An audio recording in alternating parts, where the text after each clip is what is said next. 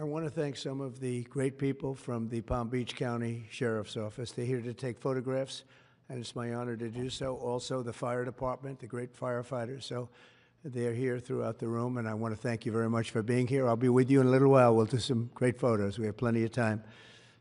Policemen, policewomen, and firemen, firewomen, they're here, and we appreciate it very much. You've done a fantastic job. I think it's very important to state that incredible things are happening in our country. I think we've made more progress in 3 weeks than they've made in 4 years, especially with respect to the reputation of our country. And people are respecting us again as a country and as a powerful country, and maybe a smart country, but maybe not so smart, because when you look at some of the waste, fraud, and abuse that's being uncovered by DOGE and the people at DOGE, these are young, often young, but super brilliant people, incredible computer scientists and other things, and they're finding levels of fraud and waste and abuse like I think nobody ever thought possible. But before we do that, I just want to ask Will to come over. I've just finished signing some executive orders, and if we could start with that, Will, you might want to come up here and just explain what we did. Thank you. Good afternoon, y'all. A short while ago, President Trump signed three items.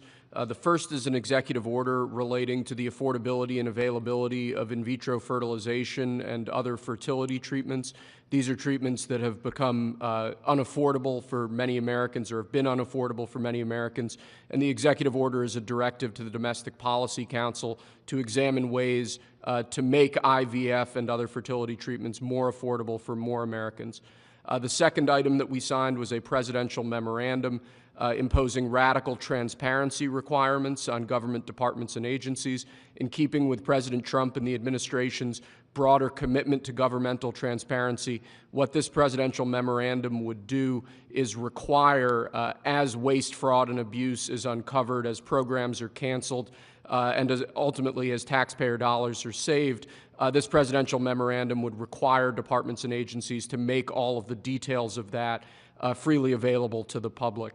Lastly, we have another executive order that President Trump signed relating to independent agencies. This executive order would establish important oversight functions in the Office of Management and Budget and its subsidiary office, OIRA, supervising independent agencies and many of their actions, and also reestablishes the longstanding norm that only the President or the Attorney General can speak for the United States when stating an opinion as to what the law is. Thank you very much, Will. That was the primary purpose of this conference, to explain that they're all very important in their own way. Fertilization, I've been saying that we're going to do what we have to do, and I think the women and families, husbands, are very appreciative of it. But that was it. I do want to say while I'm up here, I've been contacted by some of the biggest companies in the world, and because of what we're doing economically and through tariffs and taxes and incentives, they want to come back into the United States. And we'll be announcing various very large companies, the biggest actually, and they'll be coming back, having to do with chips and having to do also with cars and lots of other things. We're going to be announcing some very, very big, momentous decisions are being made by companies all around the world, the biggest, and they want to come back into the U.S. Car plants are being canceled in other locations now because they want to build them here. And you read about a couple, not that I want to mention names or anything, but you read about a couple of big ones in Mexico just got canceled because they're going to be building them in the United States. And that's very simply because of what we're doing with respect to taxes, tariffs, and incentives. And I think it's a very important thing. And you'll be seeing this over the next probably over the next 2 years, to be honest, but you're going to see a lot of it over the next couple of weeks. A lot of big ones are going to be announcing. And so while we're here, I guess we can take a couple of quick questions. Go ahead, please. Please. Mr. President, have you decided specifically what the auto tariff rate should be? Yeah, I probably will tell you that on April 2nd, but it'll be in the neighborhood of 25%. Semiconductor manufacturers and pharmaceuticals? It'll be 25% and higher, and it'll go very substantially higher over a course of a year. But we want to give them time to come in because, as you know, when they come into the United States and they have their plant or factory here, there is no tariff. So we want to give them a little bit of a chance. Yes, thank you. The EU, Andrea Shalal, the EU representative is going to be here in Washington next week. Tomorrow. He's going to be meeting with Hassett and Greer and Letnick. What can the EU do to sort of avoid the reciprocal tariffs that you've talked about? And, you know, you've talked a lot about the VAT. Do you expect them to reduce that? Well, they did already, as I understand it, reduce their car tariff all the way down to what we have. And a lot of that will take place, and I think some won't do it and some will do it. But the EU had a 10% tax on cars, and now they have a 2.5% tax, which is the exact same as us. So already we've saved a tremendous amount. That would be great. If everybody would do that, then we'd all be on the same playing field. Because essentially what we're doing with the tariffs is, you know, they charge us, we charge them, same amount. And it's called reciprocal, actually. And whatever they charge us, we're charging them. And so the EU is, you know, I appreciate that they did this, but, you know, the EU has been very unfair to us. We have a deficit of $350 billion. They don't take our cars. They don't take our farm products. They don't take almost anything. They take very little. And we're going to have to straighten that out. And we will. I have no doubt about it. Yeah, go ahead, please. Thank you, Mr. President. Could you tell us a little bit more about the Russia talks, your impression of how they went today, and if you're perhaps more confident or less confident of a deal after what happened today? Well, much more confident. They were very good. Russia wants to do something. They want to stop the savage barbarianism. I mean, what's going on over there? It's soldiers are being killed by the thousands on a weekly basis. It's ridiculous. And they're not American soldiers, they're Russian soldiers, and they're Ukrainian soldiers largely, although a lot of Koreans have been killed, as you know. Quite a bit of them have been killed. They came over to fight, and a large portion have been wiped out. But we want to end it. It's a senseless war. It should have never happened, would have never happened if I was president, and it's a shame to see it. And I see pictures that you don't see, but I see pictures of fields that look just horrible. It looks like Gettysburg. If you see the old pictures of Gettysburg, it's soldiers lying all over the field, body parts all over the field. They're all dead. And this is going on a daily basis. It's a horrible thing. Both Russia and Ukraine, they're losing thousands and thousands of soldiers, and a lot of people have been killed, too. I think that's one of the things that you'll see historically, and you'll see later on as it goes along. I think people are going to be surprised at how many people, not only soldiers, have been killed in Ukraine. A lot more people than you think. Yeah, please. President Trump, as part of a peace deal with Putin, would you be willing to consider removing all American troops from Europe? Well, nobody's asked me to do that, so I don't think we'd have to do that. I wouldn't want to do that. But that question's never really come up. Yeah. Please. Sir, do you support stationing European peacekeeping troops in Ukraine as part of this peace deal? If they want to do that, that's great. I'm all for it. If they want to do that, I think that'd be fine. Even if the Russians are... I mean, I know France has mentioned it. Others have mentioned it. UK has mentioned it. But, yeah, if we have a peace deal, I think having troops over there from the standpoint of Europe, we won't have to put any over there because, you know, we're very far away. But having troops over there would be fine. I would not object to it at all. We're talking about this now, peace. We have either a ceasefire or a peace itself, and we're looking to do both. We'd start off with the ceasefire, and if they want to do that. I know France was willing to do that, and I thought that was a beautiful gesture. Yeah, please. Do you have any message for Ukrainians who, after 3 years of fighting, might feel betrayed or disappointed at not having a seat at these initial talks in Saudi Arabia? Well, I think I'm really disappointed in what's happened. I've been watching this for 3 years. It's a war that would have never happened if I was president, and I've been watching these people being killed at levels that you've rarely seen, not even close, since the Second World War. And I'm very disappointed. I hear that, they're upset about not having a seat. Well, they've had a seat for 3 years and a long time before that. This could have been settled very easily just a half-baked negotiator could have settled this years ago without the loss of much land, very little land, without the loss of any lives, and without the loss of cities that are just laying on their sides. You have those magnificent golden domes that are shattered, will never be replaced. You can't replace them. 1,000-year-old domes that are so beautiful, you can't replace that.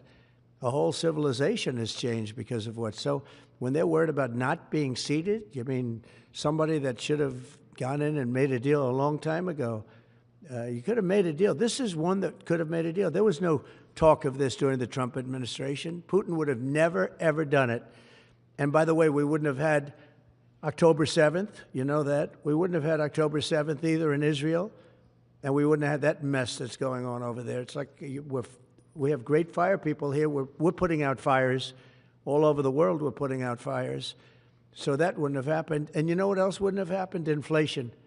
Because it was caused really by the cost of energy going through the roof because of their bad energy policies and also their spending, their terrible spending, wasteful spending on the Green New scam. It's a scam. It's a whole big scam. Yeah, please.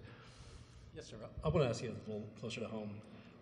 What would it take for you to reconsider the restrictions on the Associated Press?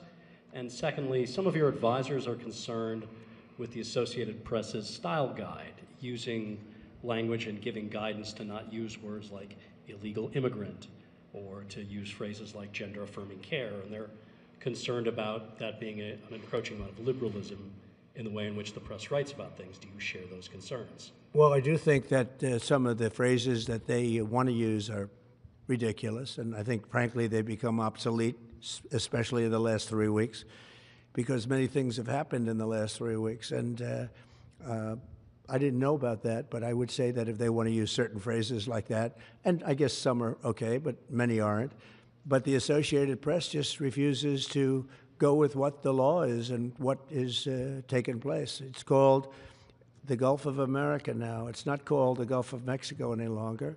I have the right to do it, just like we have the right to do Mount McKinley, and nobody's even challenging that. But only the essentially, it's primarily the Associated Press, and I don't know what they're doing, but I just say that we're going to keep them out until such time as they agree that it's the Gulf of America. We're very proud of this country, and we want it to be the Gulf of America. Now, the Associated Press, as you know, has been very, very wrong on the election, on Trump and the treatment of Trump, and other things having to do with Trump and Republicans and conservatives. And they're doing us no favors, and I guess I'm not doing them any favors. That's the way life works. But, you know, thank you for the question. Who are you with? Very good question. Thank you. Yes.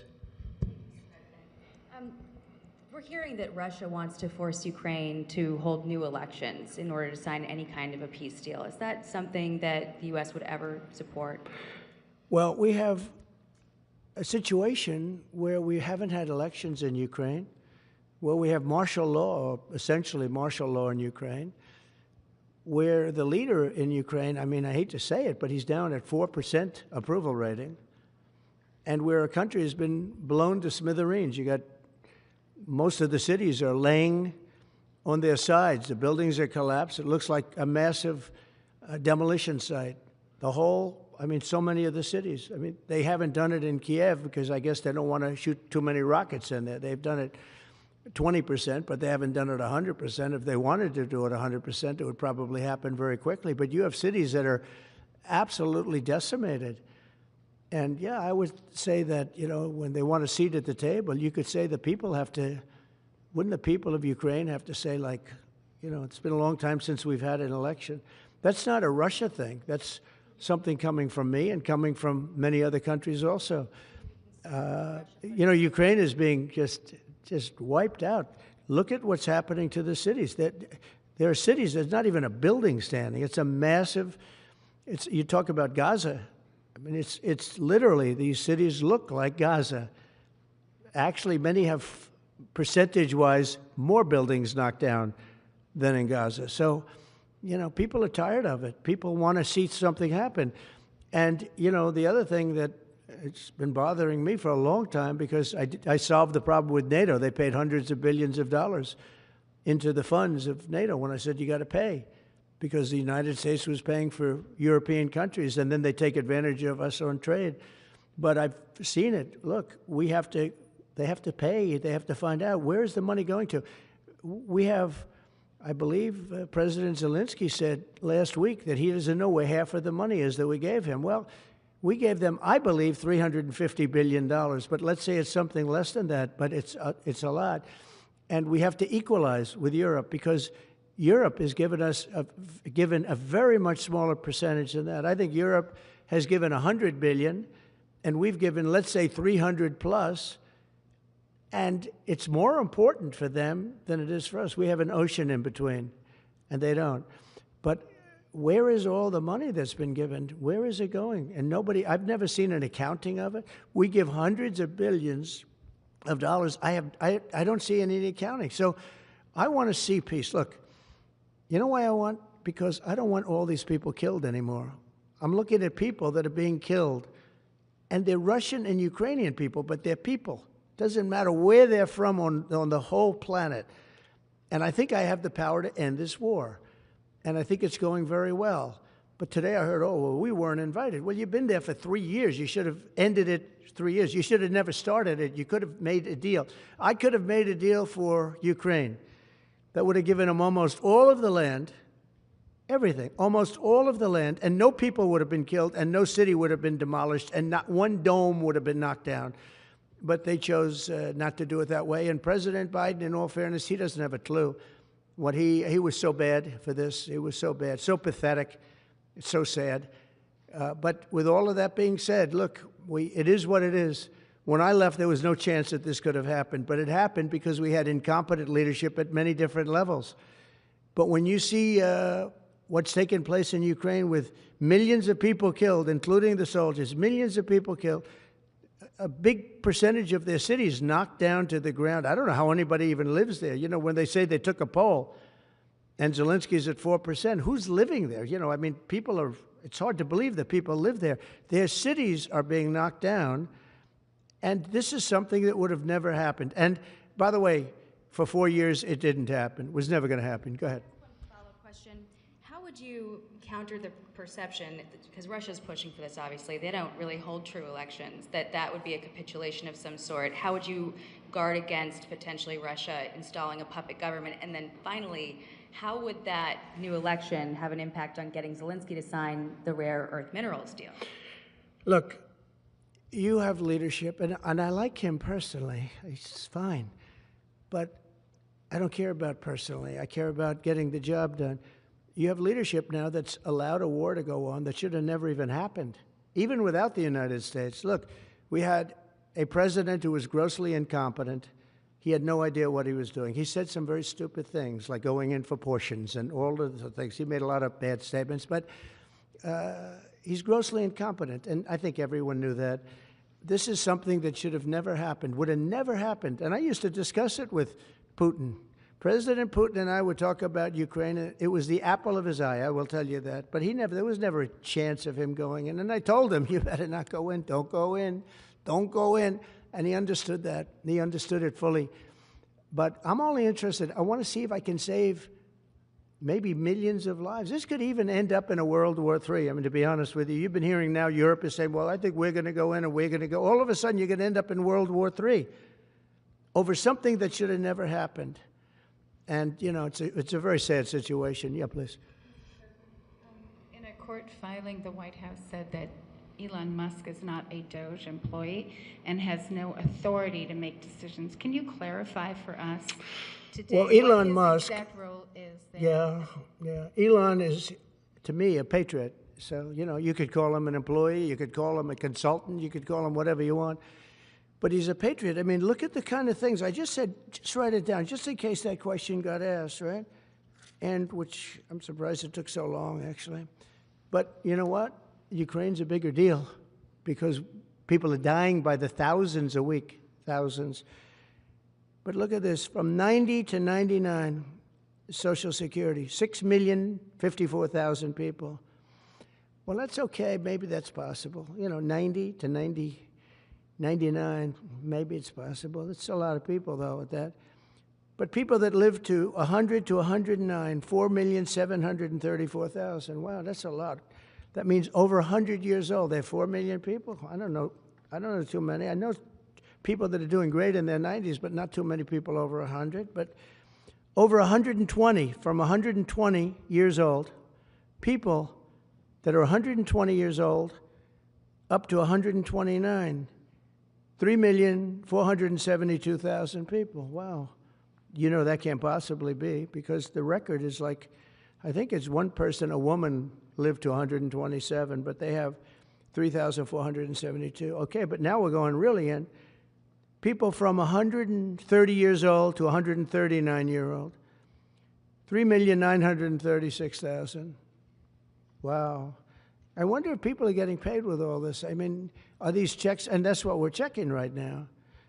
People from 140 years old to 149 years old, 3,542,000, 140 years old and beyond. Now we're really going, because we're looking to break the record by 25 years.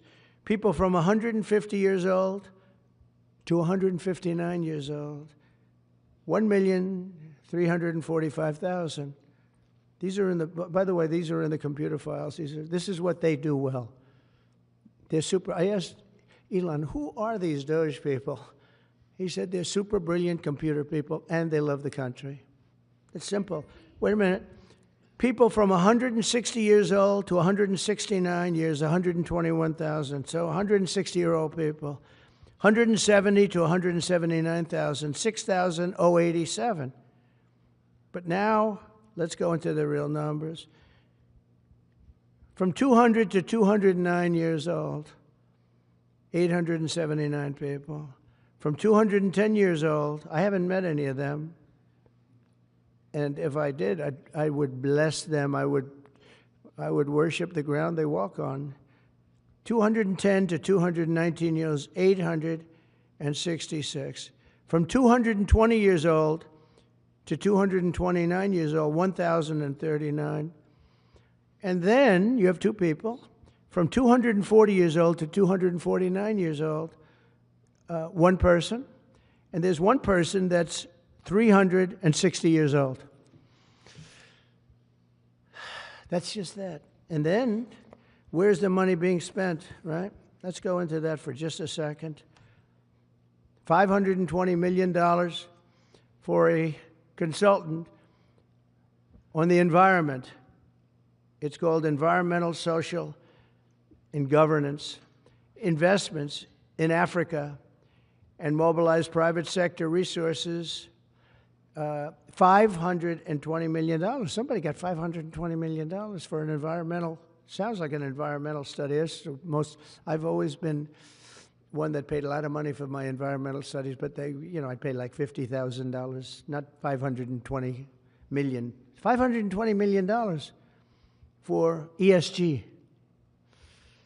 $25 million to promote biodiversity, conservation, and promote licit livelihoods by developing socially responsible behavior in the country of Colombia. Well, it's nice, $25 million to go into Colombia for something that nobody ever heard of.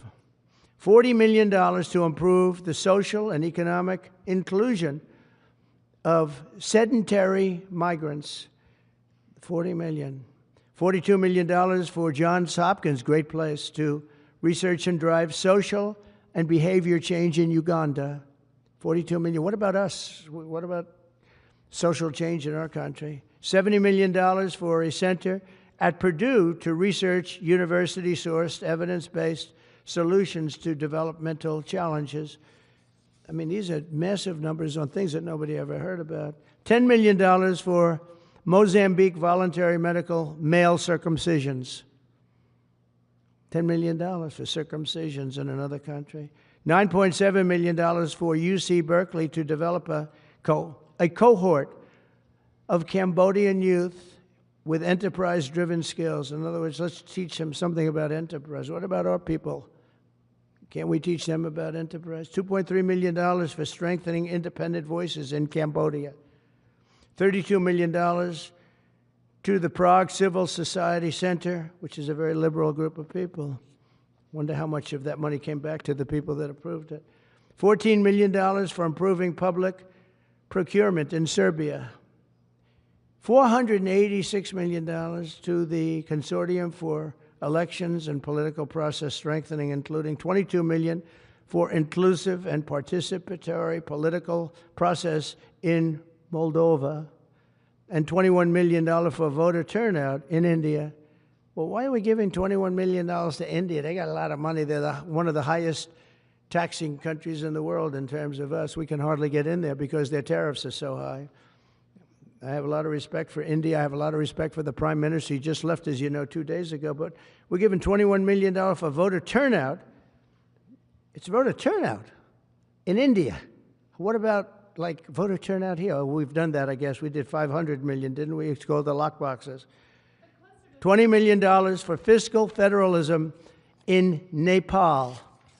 Listen to these numbers. This is all fraud. $19 million for biodiversity conservation in Nepal. $1.5 million for voter confidence. We want to give them confidence in Liberia. $14 million for social cohesion in Mali. $2.5 million for inclusive democracies in South Africa. $47 million for improving learning outcomes in Asia. Asia's doing very well. They're doing a lot better than we do in the schools, aren't they? $2 million to develop sustainable recycling models to increase socioeconomic cohesion among marginalized communities in Kosovo and Eshkali and in Egypt.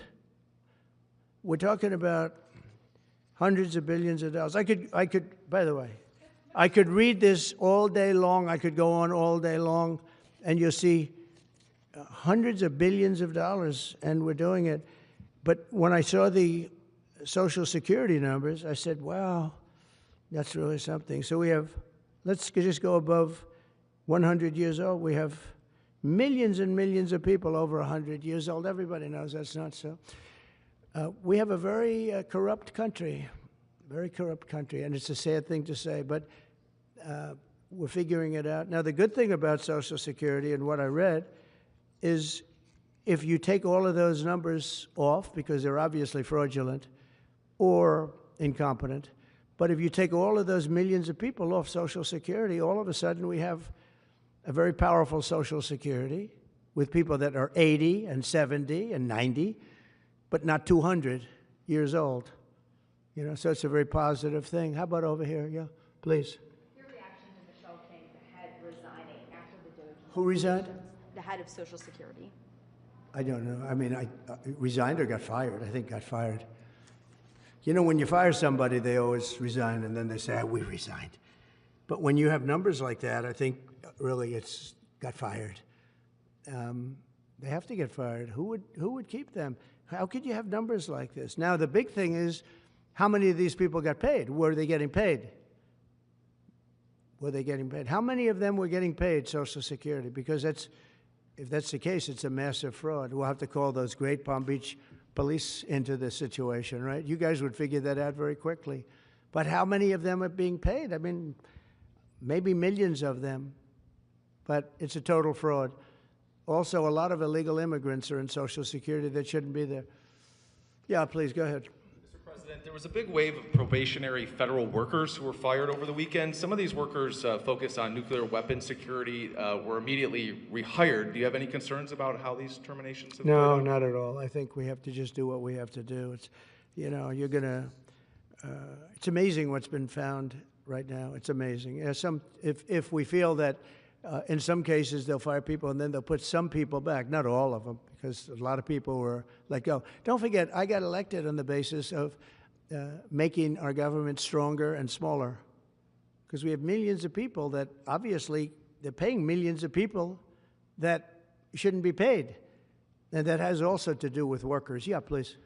No, go ahead. Actually, yes, New York Times. Mr. President, given your concerns about corruption, you said that if there were any conflicts of interest with Elon Musk, you wouldn't let him anywhere near it. That's right. DOGE and SpaceX employees are now working directly at the Federal Aviation Administration and the Defense Department. agencies that have billions of dollars in contracts with Musk's companies or that directly regulate his companies. How is that not a conflict of interest? Well, I mean, I'm just hearing about it, and if there is, and he told me before I told him, but obviously I will not let there be any conflict of interest. He's done an amazing job. They've revealed, in fact, he's going to be on tonight, a big show called Sean Hannity at 9 o'clock, and he's on and I'm on, and we talk about a lot of different things. And any conflicts, I told Elon, any conflicts, you can't have anything to do with that. So anything to do with possibly even space, we won't let Elon partake in that. Yeah, please. On immigration, sir, you said you would be sending the worst of the worst to Guantanamo Bay. What we're finding out is that there are a lot of low-risk migrants who don't have a criminal background who are also being sent. Are you thinking about this differently now? No, they're going to be brought back to their countries. And with some persuasion, every one of those countries, everyone in the, as you know, every country is taking the people back. So some of them are going to be brought back to, many of them, any of them that are low risk, as you say, are going to be brought back to their countries. Yeah, go ahead, please. Can you give us a bit of an update on where you stand with Venezuela? Yeah, it's oil. There's basically a monthly license that can soon extend. Well, you know, we had Venezuela on the run, and it looked like that was going to be very good. And when Biden came in, as he always does, he screws it up. And they started buying millions and millions and millions of dollars of oil, billions of dollars actually, of oil, and it gave them a new life, a new really lease on life. But we'll see. We had some pretty good discussions with a lot of people within our government and the United States government that are involved in that. And Venezuela's a little bit early, but, you know, we were not buying from Venezuela when Biden came in for whatever reason. Instead of just taking the beautiful, as I call it, liquid gold, we have more than anybody, they started paying a fortune to Venezuela. And we're looking at that, actually. Why did they do that? Why were they doing that? Why would they go to the enemy and give them billions and billions of dollars? Now, with that being said, as you know, Venezuela has said very strongly they will not take any illegal immigrant, any of the people that they sent over to us. They sent their gangs, probably the worst gang anywhere in the world, as bad as MS-13, maybe worse, and they came out of the jails of Venezuela. They emptied their jails into our country, and they said, we'll never take them back. Well, they took them back, and they're taking them back, and they are taking them back rapidly. They were sending a lot of people to Venezuela. They said they wouldn't take them back, and they are taking back. But we're looking at Venezuela very seriously, and we're going to be able to. Don't forget, I've only been here for 3 weeks. Yeah, please. Just a little clarity on, are you inclined to continue to allow Venezuela, through, I think, Chevron and other oil companies, to export those petroleum products, or are you maybe not to pull back on Yeah, maybe not. We're looking at that now. I just got here. When I left, they weren't doing anything. They were ready to go. We give up. And then Biden came along and he gave them literally billions of dollars.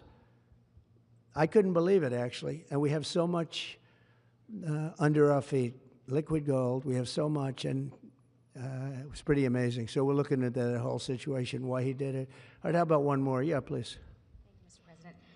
Tell us about the CIA drone flights over Mexico. Is this the next step in the war against the cartels? Well, we're going to see. Should they have authority to take lethal action? Mexico's allowed a tremendous number of people to go through their country into ours, and even people coming from Mexico, and illegals, totally illegal.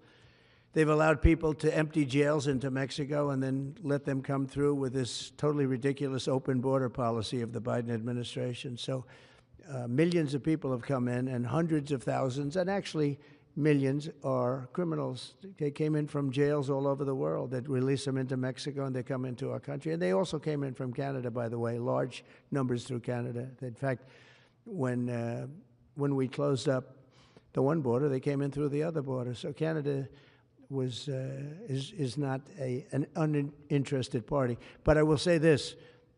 We're dealing with Mexico. I have a very good relationship with Mexico, but I think Mexico is largely run by the cartels, and that's a sad thing to say. And if they wanted help with that, we'd give them help. But Mexico, if you look at what's gone on with Mexico for years now, but now especially, it's run by the cartels. And they've allowed millions of people to come into our country from jails and prisons of other countries from all over the world, not just South America, Africa, Asia, all over. A lot from the Congo in Africa, a lot. They opened their jails. They came in through Mexico. And we have some of the worst criminals coming in from the Congo and other places. So it's not just South America, and it's not just Venezuela, but they opened their jails. And you know the crime rates in Venezuela and other places all over the world has gone way down. You know why? Because they've given us their prisoners, they've given us their drug lords and their gang members, and it's hard to believe that we accepted this. It's hard to believe that we allowed open borders, and we're taking in, hundreds of thousands and millions of people coming in from all over the world that are absolute stone-cold criminals. In fact, 11,088 murderers, and many of those people have murdered more than one person. Why are they giving us these people, and why are we taking these people under Biden? You had a border czar that never went to the border. Happened to be a vice president, never went to the border, never called the border people. I call them all the time. I speak to them all the time.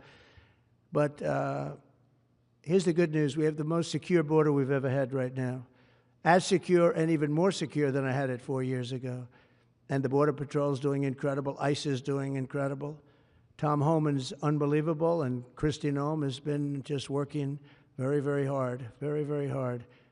And we have the best numbers we've ever had, and we're going to keep it that way. And we're going to find out how a thing like this could have happened to our country, because who would allow this to happen? What they've done to our country is so sad. Thank you very much. Thank you.